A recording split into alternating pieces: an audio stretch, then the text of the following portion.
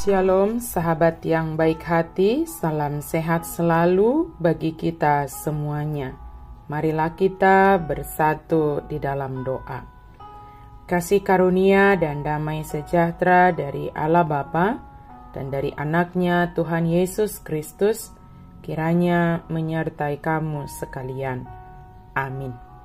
Firman Tuhan bagi kita pada hari ini, Rabu 8 Januari 2025, tertulis di dalam kitab Lukas 1 ayat 67 sampai 68. Dan Zakaria ayahnya penuh dengan Roh Kudus, lalu bernubuat katanya, "Terpujilah Tuhan Allah Israel, sebab ia melawat umatnya dan membawa kelepasan baginya.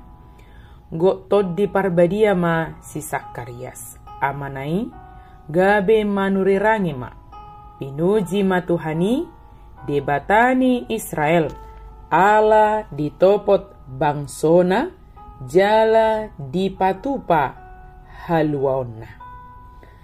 Terpujilah Allah yang melawat dan membebaskan umatnya. Sahabat yang baik hati, banyak hal yang memotivasi kita untuk memuji Tuhan dalam perjalanan hidup ini. Baik suka maupun duka yang kita hadapi dapat mendorong kita untuk memuji Tuhan. Sebab ungkapan terpujilah Tuhan yang kita sampaikan dari dalam hati kita akan berdampak kepada kita sendiri, memberi kekuatan dan kelegaan bagi kita. Hari ini, dasar ungkapan terpujilah Tuhan yang kita ungkapkan adalah yang pertama, karena Roh Tuhan memenuhi hati kita. Roh Kudus yang memenuhi hati kita, mendorong kita, memotivasi kita untuk memuji Tuhan. Maka mintalah supaya Roh Kudus senantiasa berkuasa atas hati, pikiran, memenuhi hidup kita. Kemudian dikatakan, kenapa Sakarias memuji Tuhan? Karena Allah melawat umatnya dan membebaskan umatnya. Tindakan penyataan diri Allah, Rohnya memenuhi, kemudian dia melawat dan membebaskan. Kata melawat dalam bahasa Yunani berarti lebih dari sekedar Allah mendatangi atau melihat umat manusia. Tetapi untuk memastikan apakah manusia dalam keadaan yang baik atau bermasalah. Kemudian kata ini juga bernuansa bila manusia sedang bermasalah, maka Allah dengan kata tersebut ingin mengetahui apa yang terbaik yang Allah harus lakukan bagi kebaikan manusia.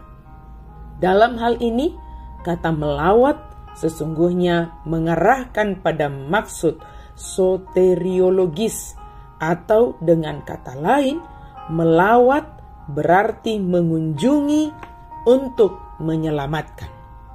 Melawat berarti mengunjungi untuk menyelamatkan atau memberi pertolongan kepada umatnya. Proses pelawatan ini sudah terjadi sejak di Taman Eden. Ketika Allah mendatangi Adam dengan pertanyaan, "Di manakah engkau?" Kejadian pasal 3. Namun proses pelawatan ini berlangsung terus-menerus dan menyeberangi lintasan abad. Allah memakai cara itu juga ketika mendatangi Israel yang terjajah di Mesir di zaman Exodus. Allah melawat umatnya. Kemudian kata membawa kelepasan dapat diterjemahkan menjadi sebuah kata kerja yang diikuti oleh objek, yaitu melepaskan mereka atau membebaskan mereka. Kebebasan yang dimaksud termasuk kebebasan dari penjajahan, tetapi mungkin juga ini meliputi kebebasan dari perbuatan-perbuatan yang jahat serta akibat-akibatnya. Bagian ini selanjutnya dihubungkan dengan kata-kata ia menumbuhkan sebuah tanduk keselamatan, yang adalah sebuah kiasan yang sering dipergunakan dalam Perjanjian Lama. Tanduk yang dimaksud di sini melambangkan kekuatan atau keperkasaan. Bisa kita baca nyanyian pujian Zakaria ini. Paling sedikit 2 hal penting tentang alasan mengapa Allah melawat umatnya, yakni yang pertama, lawatan Allah menyelamatkan umatnya memang merupakan rencana Allah sejak awal oleh karena kesetiaannya terhadap perjanjiannya dengan Abraham, nenek moyang Israel.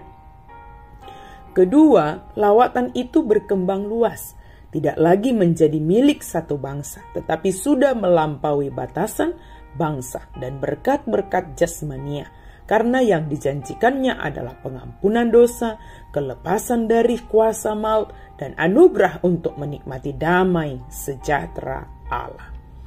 Supaya lawatan yang sekarang itu tercapai, Yohanes datang untuk mempersiapkan jalan bagi Tuhan yang akan datang melawat umatnya. Yohanes akan disebut sebagai Nabi Allah yang Maha Tinggi karena pemberitaan-pemberitaan pertobatannya yang menyadarkan umat akan dosa-dosa mereka. Sahabat yang baik hati, mari kita arahkan hidup kita kepada Tuhan dan terpujilah Allah. Nyatakanlah itu dalam kehidupan kita. Apapun yang kita hadapi, terpujilah Allah. Biarlah Roh Kudus senantiasa memenuhi hidup kita. Dan dengan Roh Kudus kita selalu didorong, dimotivasi untuk memuji Tuhan. Rasakanlah lawatan Tuhan, rasakanlah Allah yang membebaskan hidup kita dari segala hal yang tidak baik. Amin. Mari kita berdoa. Terima kasih Tuhan untuk firman-Mu. Penuhi hidup kami dengan Roh-Mu ya Tuhan. Kami memuji memuliakan nama-Mu Tuhan. Terima kasih untuk lawatan-Mu ya Tuhan. Terima kasih untuk kebebasan yang Engkau berikan bagi kami. Kami boleh ada sampai saat ini. Karena Tuhan selalu setia melawat kami, membebaskan kami, memulihkan kami. Terima kasih Tuhan. Dalam nama Yesus kami berdoa dan bersyukur.